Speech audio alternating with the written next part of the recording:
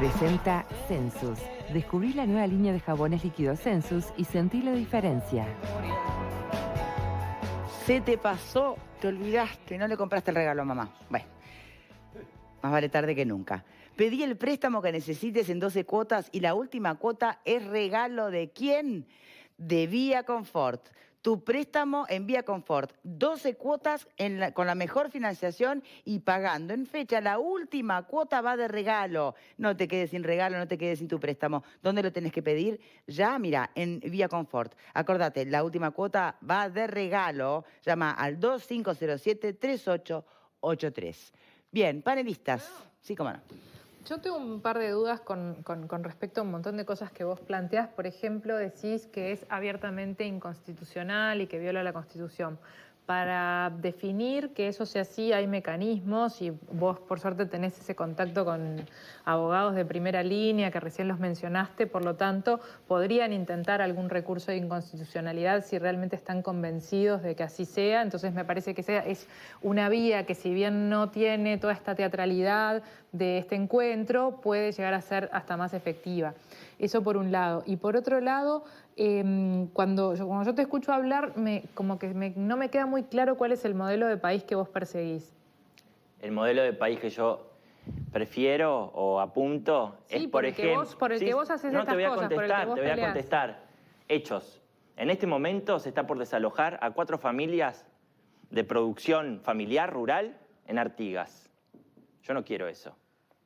No quiero que el país tenga la capacidad de disponer de 1.100 millones concretamente para la obra del ferrocarril y no tenga dinero para poder solventar esas realidades. Pero yo hablo a escala macro, o sea, sí, ¿qué eso tipo es escala de país, macro. ¿qué tipo de ¿Cómo país se distribuye la tierra, por ejemplo? Bueno, que no haya una extranjerización del 62% del territorio como ocurrió con los 3 mandatos del Frente Amplio, que se mandó la contrarreforma más grande de toda la historia, cuando habían llegado al gobierno votados por la gente para que hicieran unas políticas inspiradas en reforma agraria. No reforma agraria porque vivimos en el siglo XXI, pero sí inspiradas en una reforma agraria. Que prevalecieran los derechos de los nativos, que prevalecieran los derechos de los pequeños y medianos productores, que no se nos fundan las industrias lácteas, que no se pague, por ejemplo, para potabilizar el agua $2.000 la tonelada y se la vendan a Brasil a $66 la tonelada. Ese tipo de cosas son las que a mí me indignan. Claro, bien. Pero no me hablaste del modelo igual. Permitime ampliar sí, pero, claro. Cristian. Sí. Yo creo que aquí se ha puesto mucho énfasis en la forma en que eligió Hospitales de manifestar sus discrepancias. Y ese es un aspecto que se puede discutir, acá ya se ha hecho, y me parece que, en fin, se han escuchado todos los puntos de vista. El otro abordaje que se puede hacer es justamente sobre el tema de fondo que plantea Hospitales, que de alguna manera se hace intérprete de mucha gente, con un estilo personal propio, también hay que decirlo, que se hace eco de muchas dudas que hay en el país.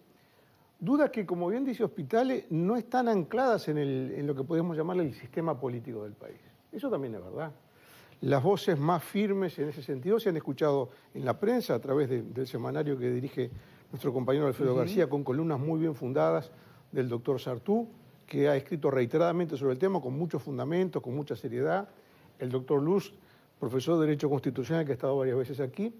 Entidades agropecuarias que han manifestado su duda, pero no... Y el propio colectivo por el costado de la vía, ¿no? Bueno, por supuesto, claro, pero me refiero al conjunto del proyecto.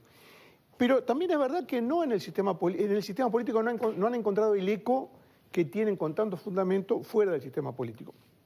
Y uno puede entender que, bueno, hay intendencias que están muy expectantes por la posibilidad de que en sus departamentos se instale la planta, con todo lo que ello pueda generar de posibilidades de trabajo. Hay empresas constructoras que van a movilizar cientos o miles de millones de dólares con la construcción del tren. Por lo tanto, también detrás de eso hay sindicatos que están esperando que haya una posibilidad de laboral allí. O sea, hay muchos intereses enfrentados. Pero también es cierto que paulatinamente se van empezando a escuchar voces también de dentro del sistema político que reflejan dudas sobre el proyecto.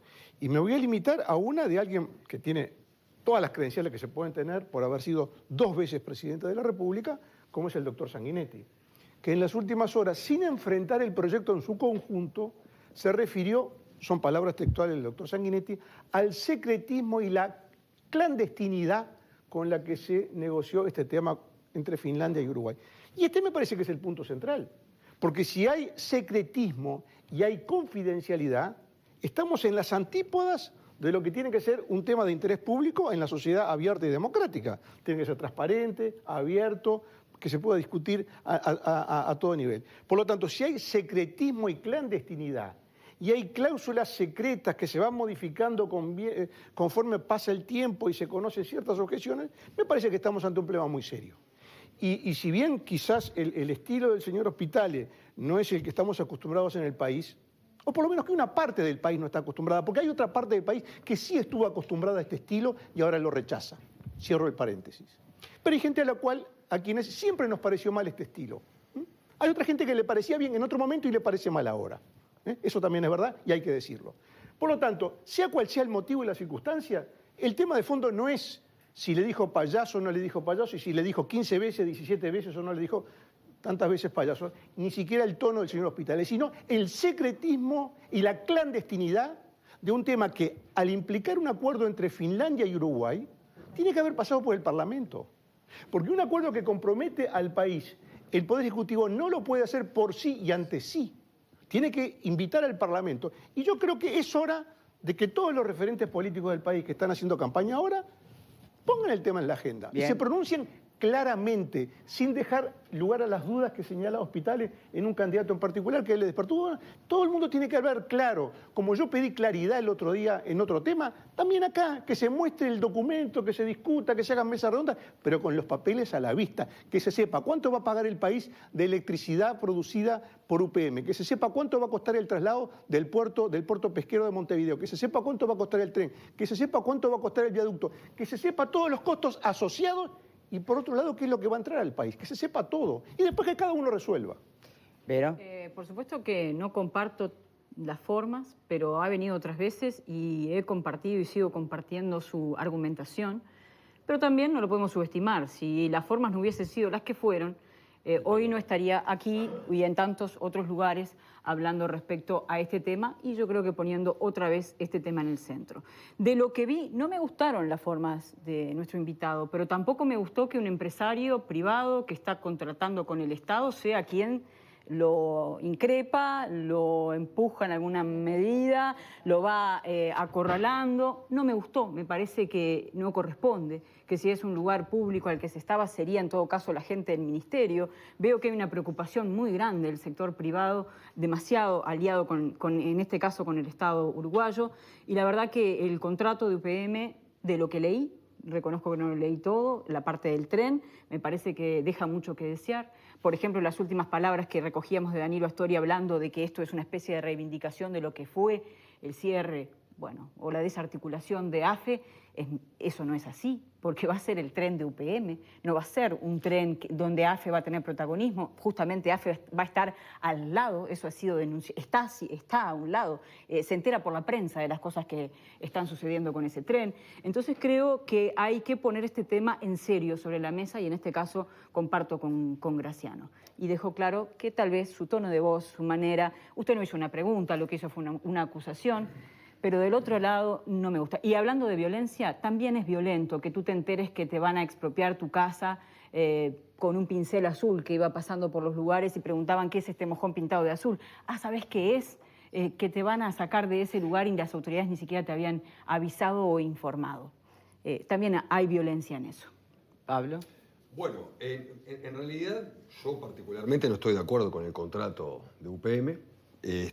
Creo que hay determinadas falencias y determinados datos que no se han revelado, mucho menos, por supuesto, con el contrato del ferrocarril, que como comentábamos recién, es un contrato que en realidad no es un contrato de ferrocarril para Uruguay, sino que es un contrato para UPM, está dentro del contrato, sino en ferrocarril. Entre otras cosas no viene. No me parece tampoco que sea la forma en que empleaste el de expresarte, aunque si bien era la única que tenías en ese momento. No comparto eso de que si se presentan recursos de inconstitucionalidad, etcétera, etcétera, y el Poder Judicial dictamina determinada cosa y no estoy de acuerdo, entonces hago lo que quiero. Eso no está en la Constitución, como acabas de decir. Creo que hay que respetar las formas. Podemos compartir la idea que tú Contenidos. tenés. Exactamente, lo podemos compartir. De hecho, yo muchas cosas comparto contigo. Lo que no puedo darte jamás la derecha es en la forma de cómo expresás esa discrepancia, porque si no, se termina todo en un caos. Vivimos en un país democrático donde hay determinados organismos donde se pueden expresar las disconformidades. Y creo que por ahí es el camino y no el camino del grito, del... No va por ahí, me parece. Alfredo. Mira, la protesta me parece bien. Yo creo que cada uno puede expresarse libremente. Yo me protesté y sigo protestando muchas veces por diferentes temas. Pero vamos a poner las cosas en su lugar porque, en definitiva, no crean que ese tipo de protesta que hizo Marcelo, es decir, no trasciende más de que viene hoy a televisión, irá mañana 2 o 3 días. ¿Ustedes se acuerdan? ¿Alguien se acuerda que en 1976, cuando estaban entregando el premio Nobel a Milton Friedman, hubo un tipo que se metió en la ceremonia, en la casa de concierto de Estocolmo, gritando y lo sacaron? Nadie se acuerda. ¿Alguien se acuerda de la Argentina Carrozo en la conferencia de Viena? Varios. Sí, solo porque estaba en bikini, porque si no ni se acordaban de que en 2006 protestó contra la reina de Gualeguaychú. Sí, desapareció, y no hace tanto tiempo, 2006, 2010. Sí, lo de Marcelo, mañana no se acuerda nadie. Así que me parece que... Pero están todo derecho a hacerlo. Si vos te sentís bien, dale con fe. Ahí va, coincido Yo con creo Alfredo que en una lo cosa. correcto fue lo que hizo Víctor Rossi. Ya lo hizo otras veces. Es decir, cuando fue Carmelo también lo increparon y él no entra en la provocación. Yo creo que es una forma de provocar. Estás en tu derecho. Este gobierno déspota te autoriza a que vos hagas eso y no te mete preso. Pero yo creo que en el fondo es una cuestión mediática. Ahora faltaba más, ¿no? No, pero hay una pero él cosa- habló del gobierno déspota, Vamos entonces a- digo que sí, no lo pero- mete preso por eso. Entonces, a mí me parece bien, está todo bien, dale con fe. Si te sentís feliz, bárbaro. Evidentemente no logran, ese pueblo que tanto invocás, no logra interesarse ni darle bola a todo lo que me están haciendo, porque yo fui, cuando presentaron la firma de impugnación en la Torre Ejecutiva, y había 500 personas. Cuando mi amigo Nir Sartú, que absolutamente es un abanderado de esto, presentaron 500 personas. Y la confidencialidad en las firmas con las empresas es algo que se mantiene. No se olviden que Botnia es una empresa, UPM mejor dicho, es una empresa que tiene acciones. Ellos tienen un tema de confidencialidad. Evidentemente, una cosa es secretismo y otra cosa es confidencialidad. A mí el proyecto de UPM me parece que se dieron demasiadas cosas. Para mí es discutible. Pero de ahí a ponerle que estamos entregando el país, no sé, me parece que es un poquito, se está exagerando un poco la nota y creo que a nivel popular salgan de la burbuja porque mucha gente no le da pelota. Este es el problema, no tiene rédito. Todo esto hace que él hoy esté acá y que hablemos de estos 2 días, pero no logra ese rédito de que se discuta de verdad el proyecto, de que se discuta seriamente el proyecto y por el proyecto y no por cómo los activistas protestan o no. Me parece que también este tipo de protesta, de la que coincido con Alfredo, está en todo su derecho de hacerla, a algunos nos gustará, a algunos no nos gustará, pero está en su derecho de hacerla, lo que hace es que perdamos el foco y que hablemos de lo que ellos querrían que estemos hablando. Bien, nos quedan los últimos minutos, corresponden a nuestro invitado, Marcelo Spitale. Sí, voy a contestar una cosa de Pascal. Él participó hace una semana o una semana y media de un evento que conmemoraba los 50 años de la forestación en el Uruguay, donde se escribió un libro.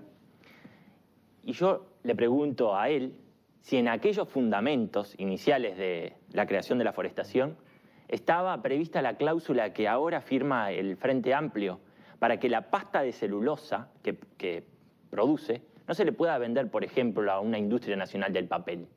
¿Estaba previsto eso? Porque tenemos enormes cantidades de hectáreas de forestadas y eso nos podría proveer de materias primas para generar una industria de la madera, de muebles, de papeles. Pero ¿sabe qué? Hay una cláusula que el 100% de lo que se produzca de celulosa se tiene que exportar. No puede industrializarse acá. Otra cosa voy a contestarle al doctor. Usted dice que el tono mío, las formas, pero que está en desacuerdo con el proyecto a nivel general. Yo le pregunto, ¿de quién depende el ordenamiento territorial? De las intendencias. Entonces, cuando no existen los estudios de impacto territorial que amparen ese proyecto, y eso significa que no está garantizado el respeto irrestricto a los derechos humanos de todos los 35.750 que viven al costado de la vía, ¿de qué me está hablando? No se le garantiza al que vive al costado de la vía que su vivienda, que va a ser, la va a desvalorizar, le van a afectar la calidad de vida, va a tener que convivir durante 3 años mínimos con todo el proceso de obras, que eso va a estar, vamos a decir, reparado, ¿no? Si hay un daño, tiene que haber una reparación y va a ser compensado o va a ser garantizado que no van a tener afectaciones. No hay un estudio que ampare eso. Entonces, si tenemos códigos, si tenemos constitución que ampara el derecho del ciudadano para que el ciudadano se quede en el molde esperando que sus representantes y los distintos poderes lo respalden, y cuando eso no sucede, ¿qué, señor? Pero usted me dice que no sucede, pero hay mecanismos para lograr eso. Hay mecanismos que yo puedo demandar al Estado si me causa un perjuicio. Usted eso lo tiene que saber. No, yo no soy doctor, pero, bueno, pero usted me dice que si le van a causar un perjuicio a un vecino cuando pase por la vía, que es muy probable que sí, hay mecanismos para que esa persona pueda ir contra el Estado y reclamar los daños que tiene. Bien. Eso es un país civilizado. ¿Sí? Esa es mi opinión. Si nada más. sistemáticamente le están mintiendo por los medios de que no le va a suceder nada, de que está estudiado cuando no está estudiado, ¿cuál es la realidad que puede tener conciencia el ciudadano si en realidad le están mintiendo todo el día? Hospitales, tenemos que cerrar. Me queda solo la última pregunta. Usted está en este momento buscando, bueno, el propio doctor Salle quedó muy satisfecho con su proceder, tanto que ya manifestó y expresó tenerlo en su lista, querer tenerlo en su lista, ¿no? Entonces, por un lado pregunto, evidentemente el doctor Salle sí conoce de sobra y trabaja incansablemente en justamente tratar de defender derechos que a su entender y a su criterio jurídico están siendo violados reiteradas veces por este gobierno. Entonces, desde lo jurídico, desde el derecho, el camino para poder defender a la población que entienda que este tren les va a afectar o es incluso anticonstitucional, ese camino está trazado. O sea que, puntualmente, ¿usted habla para quién? Hablo para los orientales, para los que se sienten patriotas, para los que ven que el Uruguay está derrumbado Bien, totalmente, porque no se puede valorizar la estabilidad de un país si se llena el peaje o si la gente en el Día de la Madre llena los shoppings.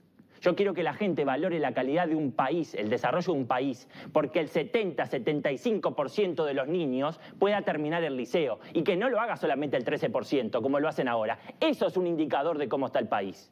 Bien. Seguramente va a obtener muchos votos con estas exposiciones. Hay mucha gente que lo siente así, mucha gente que lo piensa y tal vez tiene otra manera más medida de poderlo comunicar, pero seguramente haya mucha gente que comparta su punto de vista. ¿Me Gracias, permitís mandar un saludo especial? Sí, cómo no. A Sonia Gómez y a todo el colectivo Por el Costado de la Vía, porque cuando se sucedió la marcha del agua, fueron reprimidas.